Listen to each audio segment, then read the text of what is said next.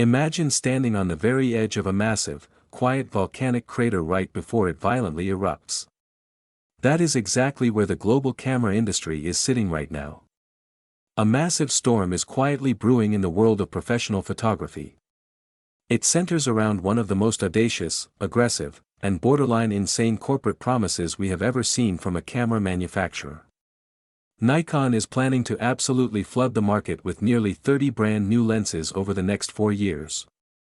Their ultimate goal is to hit a staggering target of over 80 native optics by the 2030 financial year. When you first hear that number, it sounds completely unbelievable. A lot of professional photographers are looking at the math right now and calling absolute garbage on the timeline. Honestly, I will believe it when I see it. Pumping out an average of 7 completely fresh optical designs every single 12 months sounds like an absolute logistical nightmare. But the official data trailing out of corporate briefings shows that Nikon isn't just wishing for this. They are structurally re-engineering their entire manufacturing pipeline to force it into reality. Let us look at where the numbers actually stand right now because the global community is tracking this glass count obsessively. During recent industry trade events, representatives from Nikon USA openly confirmed that the Mirrorless C system has officially hit a major milestone.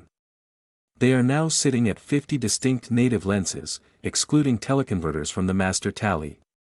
If we look backward at the manufacturing velocity since the system debuted in late 2018, the rollout pace has been a total roller coaster. They started with just 3 pieces of glass. Then they jumped to 7, then down to 6, and then they hit an all-time peak in 2021 by shoving 10 brand new lenses into production. But, look at the last 2 years. 2024 and 2025 have been 2 of the quietest, most stagnant periods on record, yielding only a small handful of minor releases. A lot of casual creators think that this slow pace means the Z-mount ecosystem is losing steam. They think Nikon is running out of ideas. However, seasoned supply chain leakers over at Nikon Rumors are pointing out something absolutely fascinating. They say this exact lull suggests Nikon has been intentionally building up a massive head of steam behind closed doors. They have been holding back finished designs, waiting to dump a literal tidal wave of glass into the ecosystem all at once. To appreciate the scale of what they are aiming for, we have to look at the broader competitive market. If you pull up the primary data on the Canon USA site today, they are currently sitting at 55 mirrorless lenses once you subtract their teleconverters and niche dual fisheye optics. Meanwhile, over on the Sony camera channel, their native E-mount library lists 74 pieces of glass. This means if Nikon actually follows through on this aggressive 4-year push, their mirrorless system won't just match their historic rivals. It will actively surpass Sony's current library by a significant margin. Of course, some skeptics will point out that Nikon likes to cheat the math.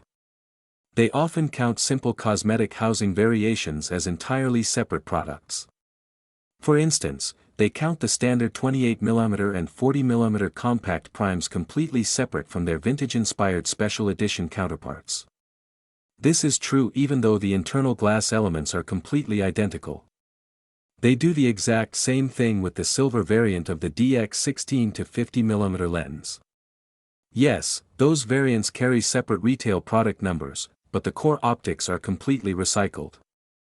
Even if we strip away those duplicates to keep the data honest, the real-world manufacturing target remains incredibly ambitious. It requires a level of production speed that traditional factories simply cannot handle.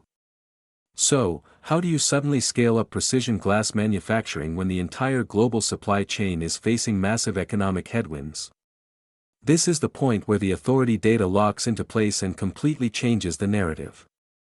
Nikon just broke ground on a massive, state-of-the-art corporate expansion at their Tochigi Nikon subsidiary in Odawara City. We are talking about a 25 billion yen investment. That translates to roughly $160 million to build 2 massive, interconnected production facilities. This complex will span 20,000 square meters of pure manufacturing floor space. According to official corporate construction filings tracked by major international outlets like Petapixel and Capture magazine, this facility is being built specifically to house a brand new, highly automated mixed-flow production line. This architectural setup allows advanced, automated logistics systems to instantly pivot between different products.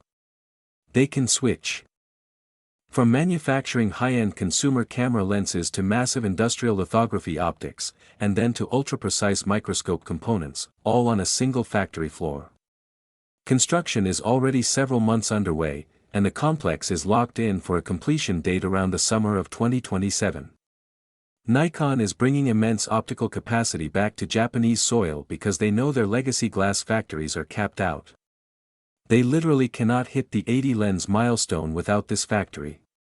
It is a massive financial gamble, but it shows they are dead serious about taking over the market.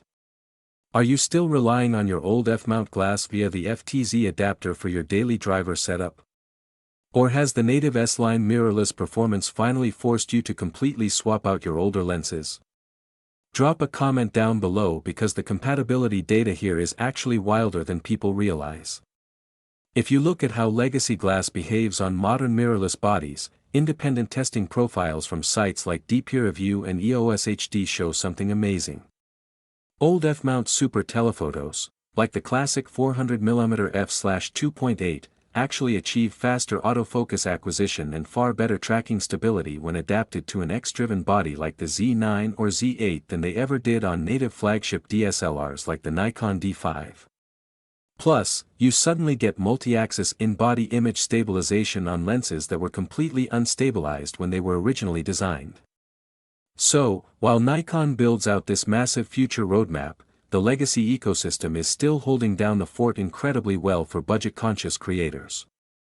So, what exactly is hiding inside those 30 mystery slots over the next 4 years? The internal rumor mill is already dropping massive hints about what will fill people's wish lists.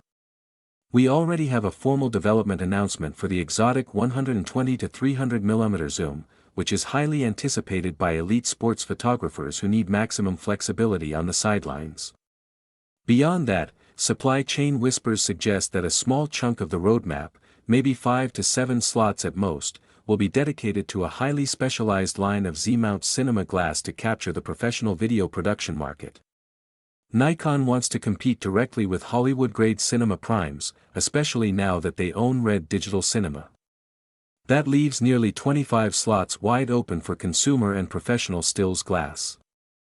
Photographers are predicting ultra-wide, high-speed primes like a 14mm or 16mm f/1.8 S-line lens for astrophotography. We might also see the long-overdue arrival of native Z-mount tilt-shift optics for high-end architectural work, and potentially a version 2 refresh of the massive 50mm f/1.2 to make it lighter and faster. If Nikon wants to completely break the internet and force mass system migrations from Sony and Canon, they will deliver a constant aperture 24 to 70mm f/2 or a hyper-versatile 24 to 120mm f/2.8 zoom. The next 4 years are going to be an absolute gold rush for optical tech, and it is going to force every other brand to respond. In my opinion, this strategy is an absolute masterclass in long-term brand survival. Nikon isn't just trying to sell more camera bodies next quarter. They are building an unassailable fortress of high-end glass that ensures the Z-mount will dominate the next decade of professional imaging. By investing heavily in a highly automated factory in Japan, they are protecting themselves from global shipping crises and labor shortages. Even if they hit 75 lenses instead of 80 due to unexpected factory delays, the sheer scale of this manufacturing upgrade proves that Nikon is playing to win. They are no longer playing catch-up. The Z system is officially the most aggressive and exciting space in the photography world right now. To truly grasp why this is such a historical moment, we have to look closely at why camera companies succeed or fail over long periods. Historically, bodies come and go every 2 to 3 years. A camera body is essentially a tiny computer packed with a sensor and a main processing chip. It depreciates in value incredibly fast, just like a smartphone or a laptop. Lenses, on the other hand, are long-term investments. Good glass can easily stick around in a professional photographer's equipment bag for 10, 15, or even 20 years. Nikon understands this basic industry rule better than almost anyone else in the business. By locking creators into an incredibly deep and unique optical ecosystem, they make it almost impossible for someone to switch over to a rival system like Sony or Canon. This entire aggressive master plan is essentially a giant wall designed to keep current users happy while slowly poaching users away from other brands who are tired of waiting for specific focal. There is also an immense amount of excitement surrounding the potential for ultra-wide, high-speed prime lenses designed specifically for astrophotographers and landscape creators. Imagine a native 14mm or 16mm S-line prime with a blistering fast maximum aperture of f/1.8.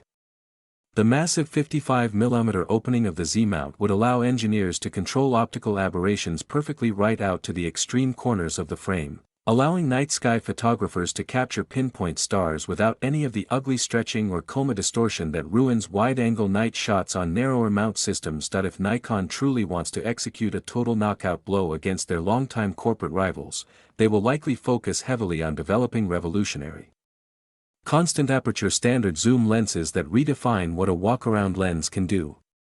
The rumor mill has long whispered about the possibility of an exotic 24 to 70mm f/2 zoom or a hyperversatile 24 to 120mm f/2.8 constant zoom.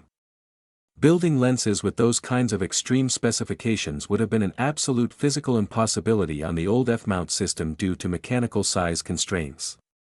But with the massive physical playground offered by the Z-mount design, these dream lenses are well within the realm of real-world manufacturing reality. Delivering these kinds of unique, heavy-hitting options would create an immense wave of mass system migrations, forcing professional creators to ditch their existing Sony and Canon setups simply because they cannot get those specific, game-changing optical tools anywhere else. When you take a step back and look at the entire chessboard, it becomes blindingly obvious that Nikon is playing a massive, brilliant long-term game of brand survival. They are completely done playing catch-up, and they are no longer interested in making safe, incremental product upgrades just to appease shareholders for the next fiscal quarter. By pouring hundreds of millions of dollars into highly automated, flexible production facilities on Japanese soil, they are systematically insulating their entire business model from global shipping crises, volatile labor shortages, and unexpected international trade disruptions. They are building an unassailable, future-proof fortress of ultra-high-end glass that is designed to comfortably dominate the professional imaging market for the next decade. Even if unexpected real-world factory delays or economic headwinds force them to land at 75 native lenses instead of hitting the exact 80 lens milestone by 2030, the sheer scale and audacity of this massive manufacturing upgrade proves that Nikon is playing to absolutely win. The Mirrorless C system has officially transformed into the most aggressive, fast-moving, and thoroughly exciting space in the entire photography world right now, and every other major manufacturer is going to be forced to scramble and respond to this massive tidal wave of glass.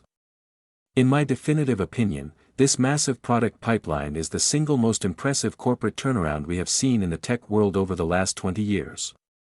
Nikon was down on the ropes, written off by the entire internet as a relic of the past, but they dug in, engineered a superior mount system, and are now building the infrastructure to completely outproduce everyone else.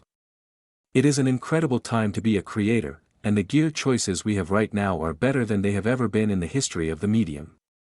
If you liked the video, subscribe to the channel, share the video with your fellow photographers, and hit the bell icon so you never miss another deep dive into the future of gear.